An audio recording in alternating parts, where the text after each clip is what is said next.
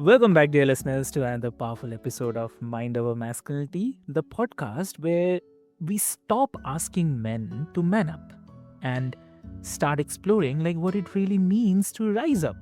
Right? It's a great thinking, right? So I'm your host Avik, and today we are diving into something that might sound counterintuitive at first, like how pausing even briefly can actually help ambitious men create the bigger results, like stronger relationships and deeper inner peace. And today, dear listeners, we have a lovely guest. Please welcome Camilla Calberg. So, welcome to the show. Thank you so much, Avik. I'm excited and honored to be here. Amazing. So, dear listeners, before we delve deep into the discussion today, I'd love to introduce you with Camilla. So, Camilla knows this transformation from inside out. So, she's a globally recognized leadership coach and the founder of the Authentic Leadership Movement, guiding executives and visionaries across the world to lead with clarity, courage, and presence. So, before founding her company, she led multi-million dollar transformation programs in oil and gas, tech, and pharma, the ultimate high pressure, results driven environments. Yes. But after experiencing burnout and the personal trauma, she discovered a different kind of power, like one that is rooted not in the constant drive, but in conscious stillness. And today she helps leaders integrate their masculine energy, that fierce drive to achieve, with the feminine energy, that quiet uh, wisdom of presence, to lead with intuition, clarity, and the calm confidence. So, dear listeners, I'll not take much of your time. Let's get started. Welcome to the show again, Camilla. Thank you so much. Wow, that introduction was so deep and so spot on. So well done for on that work. Lovely, lovely, great. So, uh, Camilla, uh, the the myth of non-stop drive, right? I mean, uh, high achieving men often kind of feel pressure to stay always on, uh, kind of pushing harder, uh, kind of producing more. So why do you believe that? Believe short intentional pauses are actually the secret weapon of peak performance? I love that. I would say I don't even believe it. I live it. And the way I got to that pausing to be part of my life is that I was also a high achiever. And when we are high achievers, we work a lot. Exactly. And we work and we work and we work. And if you know the four levels of wealth, maybe another day we're gonna do that with four levels of wealth. But the level one is really transactional. And we believe as a high achievers, it's the more we do, the more responsibilities we take on, the more successful we become. But that's actually equal burnout and in not feeling fulfilled. And what happens, and my body's also responding now, is that Yeah. when we are in the doing, in the masculine energy, now I learned about it, it's really the masculine. It's nothing about you are a man and I'm a woman, but the masculinity is a masculine energy, it's a doing. Then what happens, we come from mind, we come from ego, and we don't turn what you've really brilliantly framed in your intro. I mean, we don't tap into our intuition when we are in the doing mode. That's why because I learned it the hard way, how to pause it feels so counter, as you use the word in the intro, the counterintuitive. It's so counterintuitive. It doesn't feel safe in the body to slow down. But that is one of the keys to effortless success is to slow down and listen to that deep inner loving voice that always is true. That's actually, I would say, it's actually powerful, right? Because success, not from the speed, obviously, but from the rhythm.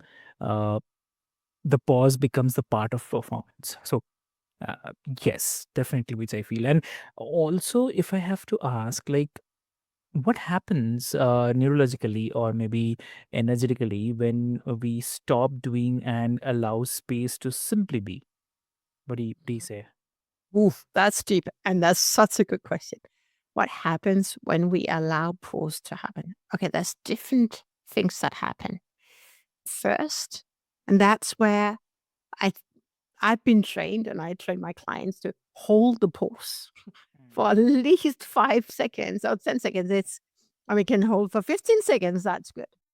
It feels at first so uncomfortable in the body because silence.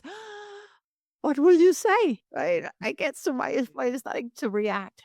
Yeah. But when we, I can even feel it now. We're going through this.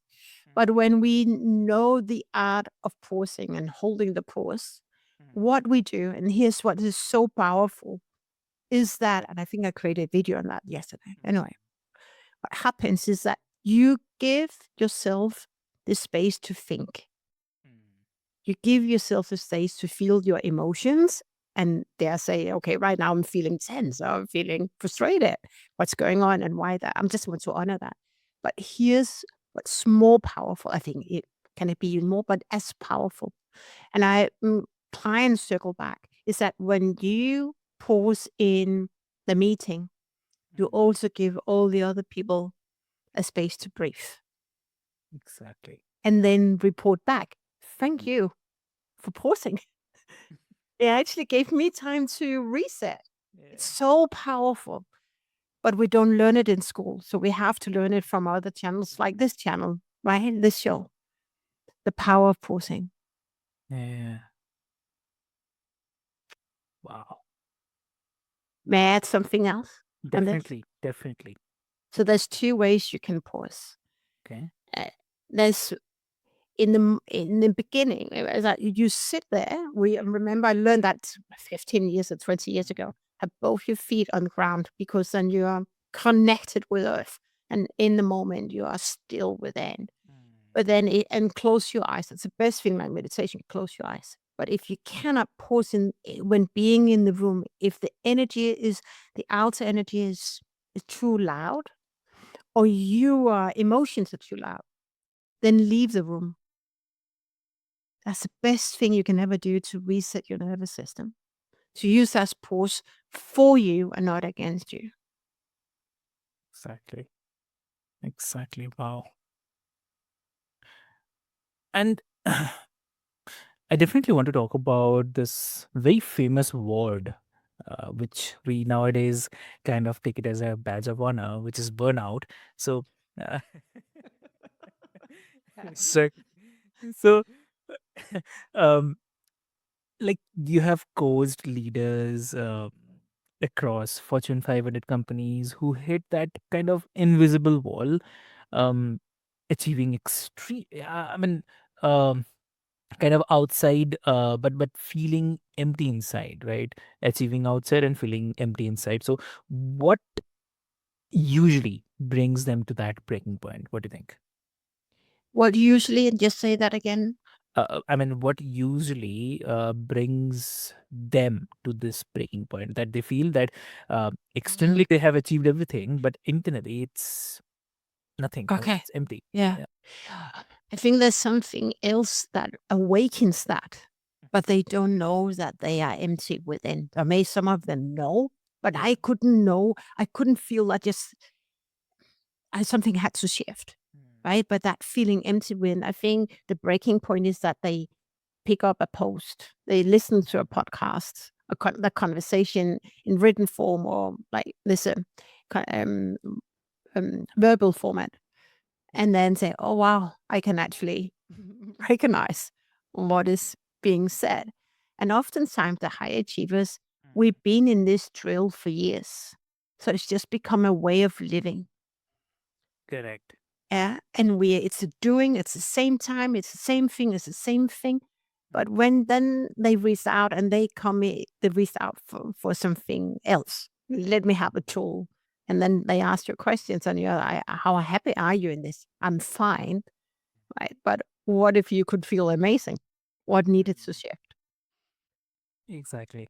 And that's often where that's the breaking point. Wow, maybe I'm just, I feel, I call it, it's like a cage. The uncomfortable, the comfortable, the being comfortable. No, let me say that. It's uncomfortable. You're uncomfortable. You are in your comfort zone, but it feels so uncomfortable, right? So you accept it. The uncomfortability is your uncomfortability has been comfortable. Yeah. And that leaning in is kind of the next breaking point. Okay, actually, I feel empty within. And a lot of leaders reach out and say, actually, I want more meaning because they listen to other people who said, I added more meaning into my life. And how do I do that? And that's by finding um, your life's calling, but oftentimes comes from burnout in one way or the other, or just really it kind of emptiness that you've done the same thing for 10 years. What's next for me? Exactly. True.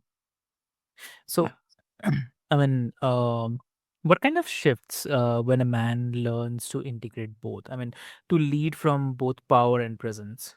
Mm. Oh, this is so powerful. What shifts? Yeah. E- different things will shift, and I have a pen, so I'm just gonna draw at the same time here. So the first thing I oftentimes pick up that men struggle with more than women is actually to create space in the calendar for thinking. Okay.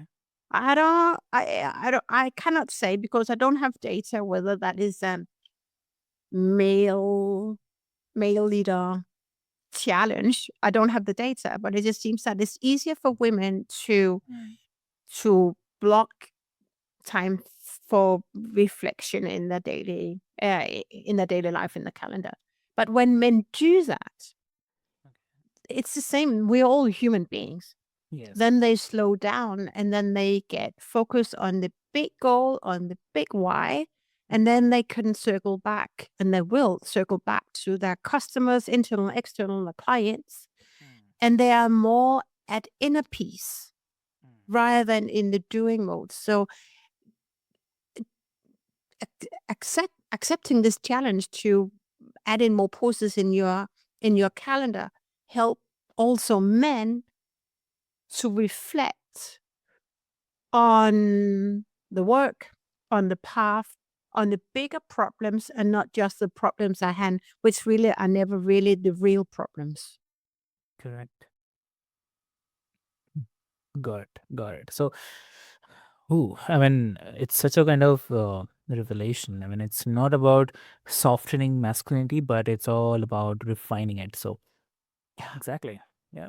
Exactly. It's not about softening. That's not maybe as like that's with in I don't know old days or 10 years ago or so. Right, the soft skills has nothing to do about dimming the light of being a man. Not to do that, but it's actually the opposite. It's about being the light in the room by giving you the opportunity to connect with your intuition as a man because we think differently, right? To use that to your advantage. Exactly. Exactly true. Yep. And let's talk about translating this into daily leadership. Um, how can high performing men use short, intentional pauses, maybe 60 seconds to reset, refocus, or make better decisions? What do you have to say? Mm. So men can use it in that advantage that to be more connected with their own emotions. It's not that they're being emotional because we don't want to feel the emotions, but also observe. Like we all feel our emotions, Mm, but we don't want to be our emotions. And allowing you men to pause this 60 seconds. Pause. Okay, what is going on? Maybe not even in me, but you're always energy right now is also in our conversation in this room, right? So what energy am I picking up? yeah. And being so bold to address it right now I feel this energy. What is going on? Oftentimes, men do not pick up on energy, but when they do it, they are stand out as a braver leader, as the one who truly asks bold questions and are caring. And it also goes with women. But you, men, I think, the sense of men will have a better unfair advantage because not so many men tap into the energy in the room. And when you pause, you give yourself the opportunity to sense the energy because everything is energy. Very true. Very, very true. Yeah. Hmm. And may I just ask, because I have one client in my, Yeah. so that's where, for, I don't know, I'm not going into the math or the reasoning for that because I don't have the data for that. But I just see that men are so in the doing mode, where, and probably from where brought up and from our ancestors, like going out hunting.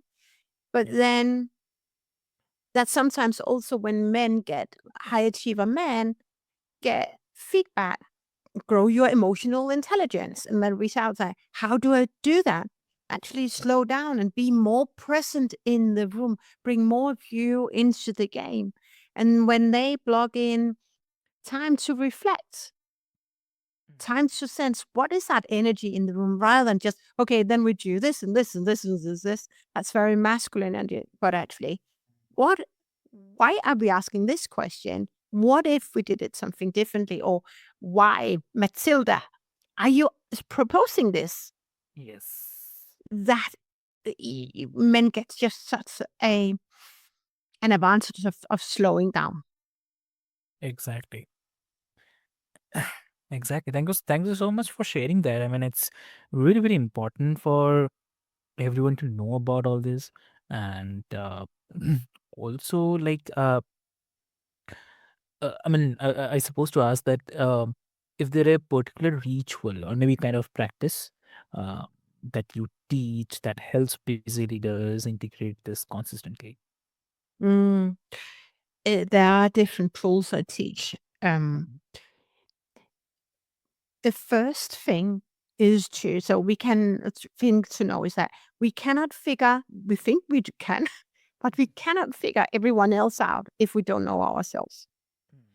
So, tool number one, and it's very easy, all these tools, is to actually become more connected with your own emotions. Feelings can be, I am happy, but then you become the feeling. Just feel this, and I call it from Deepak Chopra. They feel the sensations in your body. What are you feeling right now? So that's step one, is to really start to feel your feeling, because when something annoys you or frustrates you, your heart contracts. So the easier it is for you to just feel what is going on and be curious about why do I have this feeling? Then you have an advantage. So that's step one. Just be curious about your feelings and the sensation in your body. Another tool I teach, and is so powerful, is to actually just observe.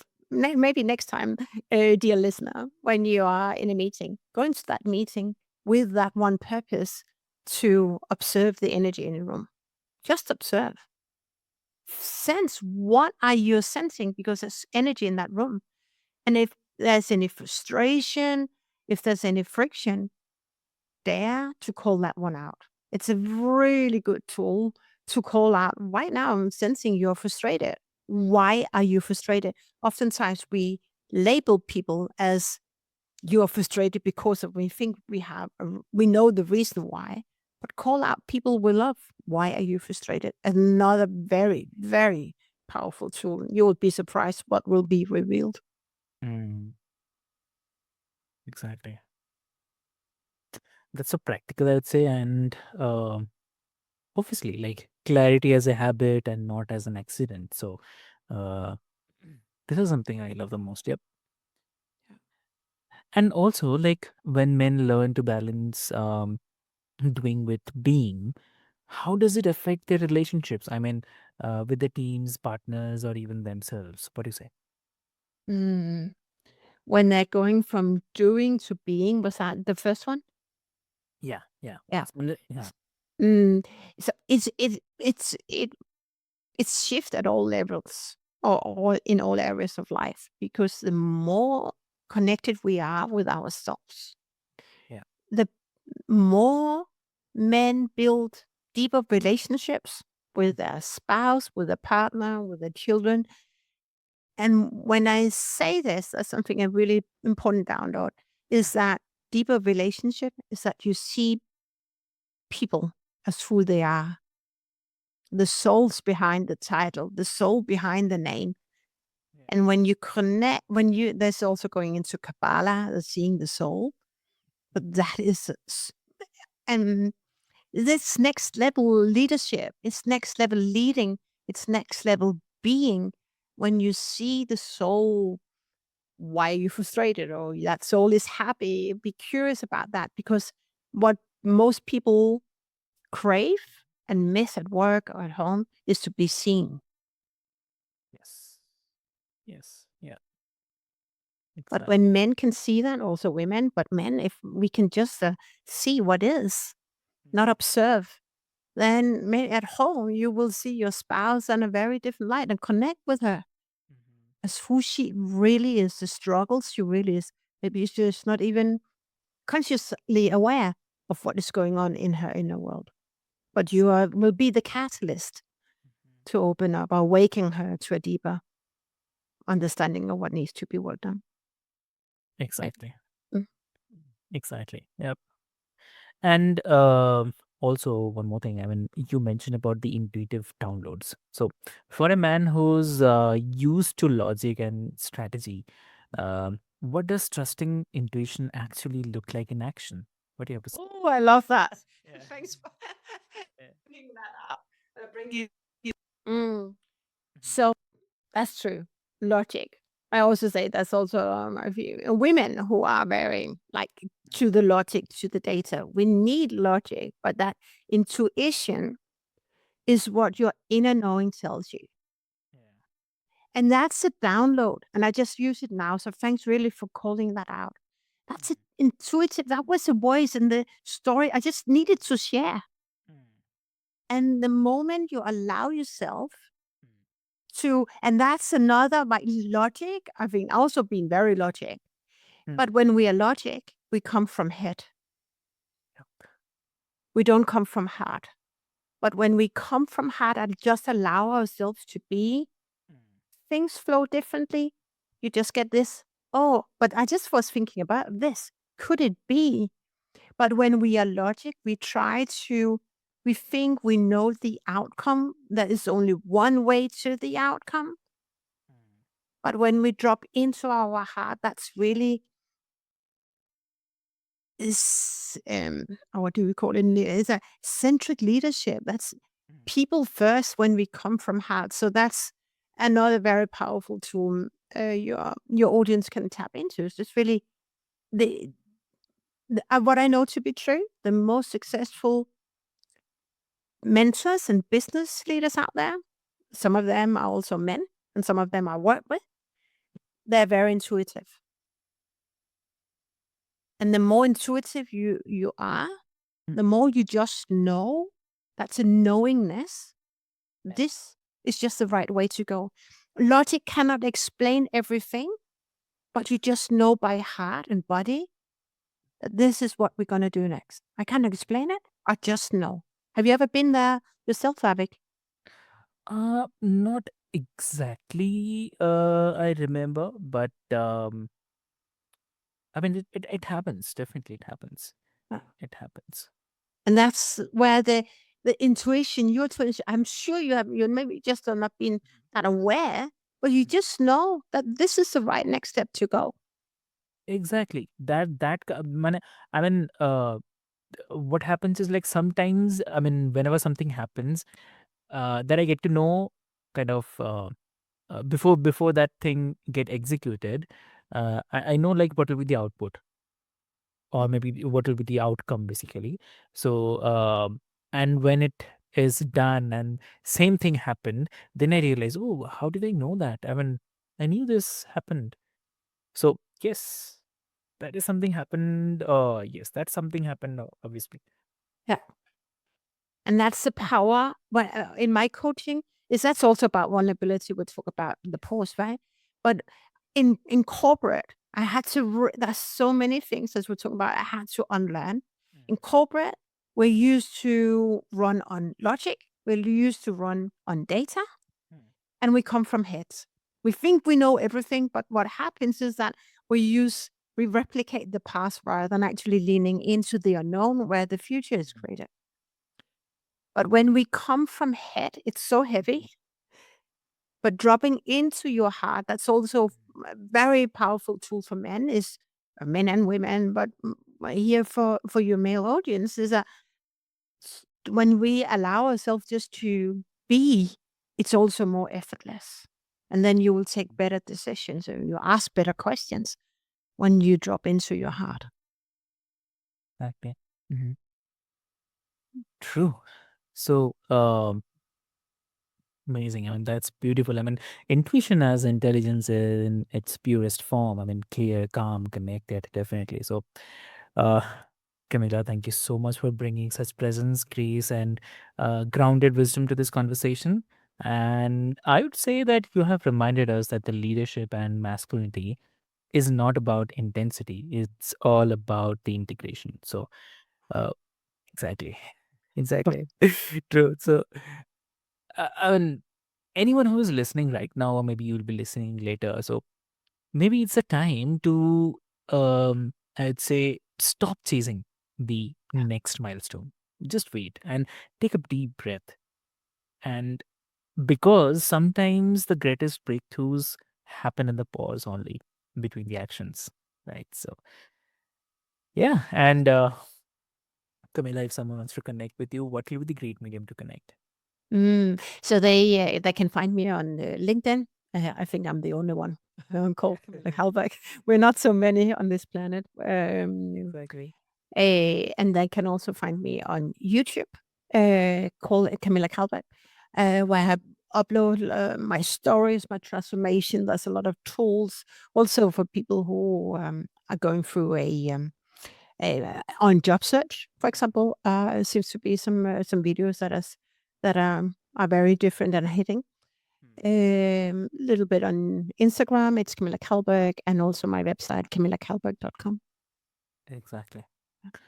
Great. So, dear listeners, I'll put all the links into the show notes for your easy reference. And with this is your host Avik, and this is Mind Over Masculinity, reminding you that the true strength doesn't come from constant motion.